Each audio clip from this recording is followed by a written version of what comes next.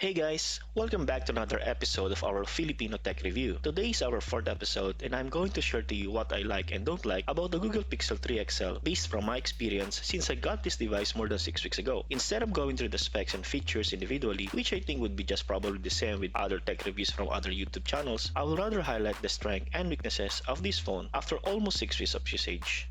If you are new in this channel, please don't forget to subscribe. I will be needing subscribers to push me to create more relevant videos, and you are already helping me just by subscribing to my channel.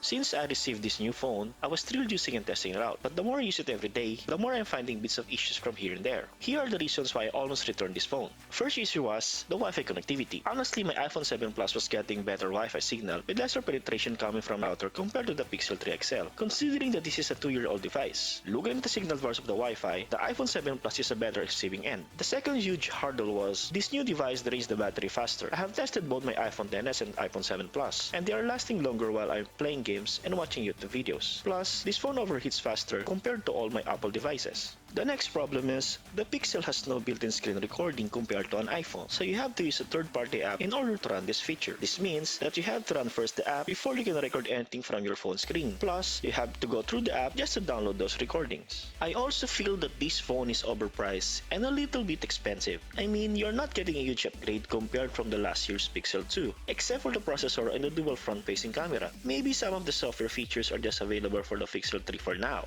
but I would advise that if you have an older Pixel device or an Android phone, please just wait for the software updates. And don't buy this phone. Unless you have the money, then by all means, you can try it for yourself. And maybe it's just me, but since I'm using iOS devices for at least a decade now, I'm having a hard time adapting to an Android environment. Don't get me wrong, I also used Android devices before. As a matter of fact, I purchased a Samsung Galaxy S2 when it was first released because it was the first phone with an LTE technology.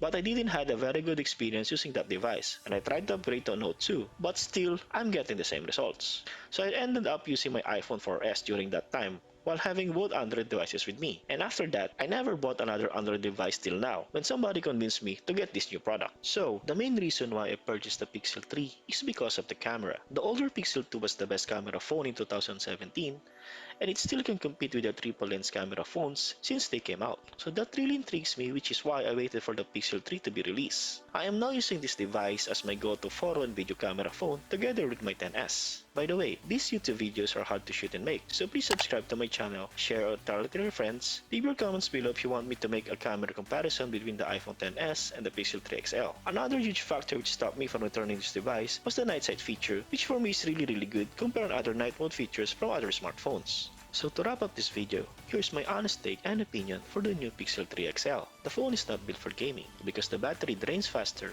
and starts to overheat after 30 to 45 minutes of gaming or video recording. Sometimes, I need to reboot or restart the device because the phone is lagging and freezes. Wi-Fi connectivity is not as good compared to my Apple devices. Finally, the price tag is a bit expensive compared to other Android device which offers the same or maybe better specs. But it is $200 cheaper compared to an iPhone XS Max with 64GB of storage. So if you are thinking on getting a phone this holiday season, I suggest that you wait for next year's smartphones and save that money. After all, 5G is the next big thing. That's it for our video today. I hope you like it. If not, leave your comments down below. Again, please don't forget to subscribe to my channel and hit that bell notification icon. Please watch my other videos as well on the links in your screen. This is pinoy.retrospect channel, signing off, and I will see you in my next video.